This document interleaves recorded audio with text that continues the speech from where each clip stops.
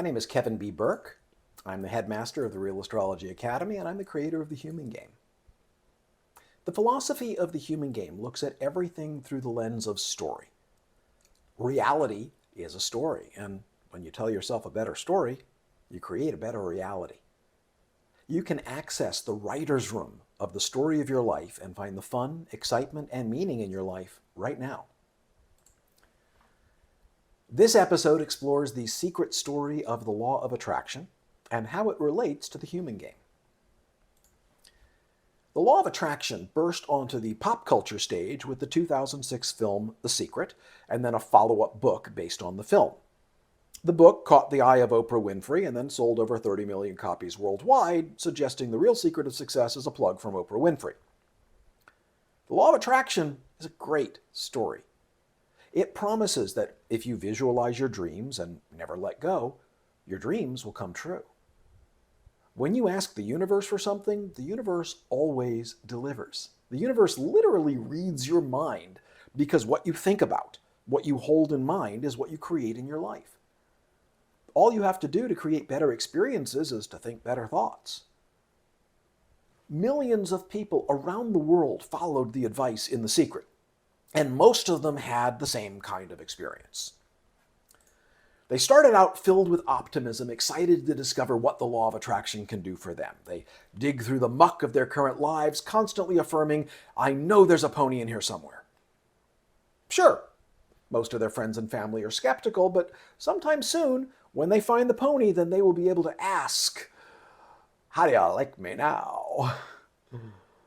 The problem is that time marches on, and yet the dreams still stay just out of reach. The things they hope to manifest never quite manifest, and their law of attraction journey usually ends here. But there's much more to the story of the law of attraction, and the ending may surprise you.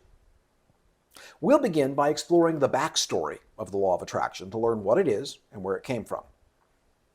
Then I'll identify the real problem with the law of attraction. The problem isn't with the law itself. The reason the law of attraction doesn't seem to work for everyone is there's a fatal flaw in the instructions. Finally, I'll show you how the human game can fix that flaw and help you to experience the full potential of the law of attraction. We'll start with the backstory of the law of attraction.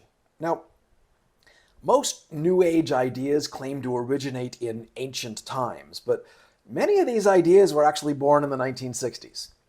Now, speaking as someone who was also born in the 1960s, I may be old, but I'm not ancient. On the other hand, the law of attraction actually is ancient. The original ideas that make up the law of attraction can be traced all the way back to Egypt, somewhere between 200 BC and 800 BC. One of the most influential figures in magic, mysticism, spirituality, and the occult goes by many names. He's associated with the Egyptian god Thoth, who was created with the invention of learning, language, and writing. Thoth became the Greek god Hermes, who's also associated with wisdom as well as communication and connection. Thoth Hermes was so popular, he gained the epithet Trismegistos, which means triple hero or thrice great. Hermes Trismegistos is credited as the author of the Emerald Tablet, which dates somewhere between 200 BC and 800 BC, and includes the maxim, as above, so below, as below, so above.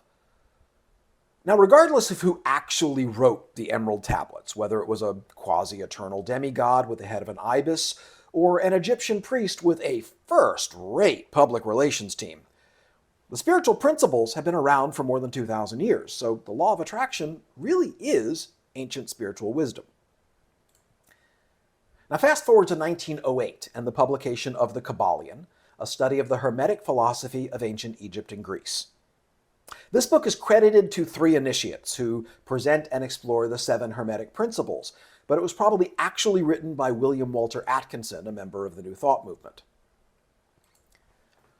The first principle in the Kybalion is the principle of mentalism, and it states, "The all is mind, the universe is mental." Now, this doesn't mean that the universe is, mental, even though at times it can seem a little bit crazy. The practical application of this principle is that thoughts are things. Everything that exists started out as an idea. The second principle is the principle of correspondence. This is as above, so below, as below, so above.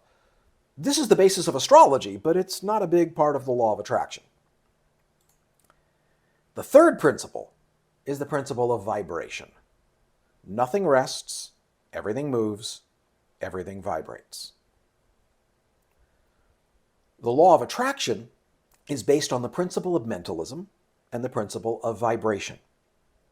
The principle of mentalism tells us that thoughts are things. The principle of vibration makes it clear that everything, including thoughts, vibrates. Everything that exists vibrates at a particular frequency, and like frequencies attract each other. The law of attraction is that the vibrational frequency of your thoughts attracts life experiences that match those frequencies.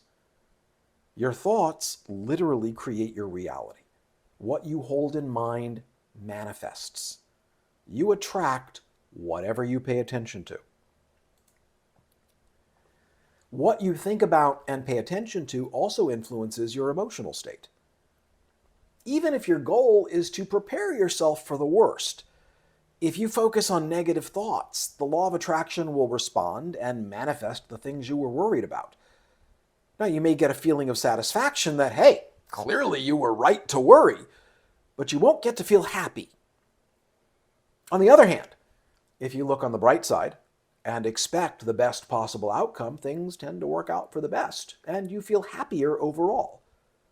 Positive thinking brings positive results. In 1952, Dr. Norman Vincent Peale published The Power of Positive Thinking, a practical guide to mastering the problems of everyday living, which, even without Oprah's help, spent 168 weeks on the New York Times bestseller list. Peale urges his readers to think a positive thought to drown out a negative thought. He believed we can choose to be happy, and that happiness and a quiet mind could be attained through emptying the mind and using positive affirmations and visualizations. All you need to do to activate the law of attraction and experience happiness is to choose better, or better feeling, thoughts. Whether you're working with the Abraham Hicks Law of Attraction teachings, listening to the advice in The Secret, or taking instruction from any of the hundreds of books, videos, or workshops that claim to help you to manifest your dreams, everyone agrees that to activate the law of attraction, you need to choose positive thoughts and reject negative thoughts. There's just one problem with these instructions. They don't work. You can't choose your thoughts. Oh, you can choose a thought, but choosing a single positive thought doesn't even begin to drown out the raging river of negative thoughts. Thinking a positive thought to drown out negative thoughts is like a boat trying to move against the current. It's possible to go against the flow and reach your goal, but it takes an enormous effort. And if you stop for even a second, you'll get swept away by the current and end up back where you started.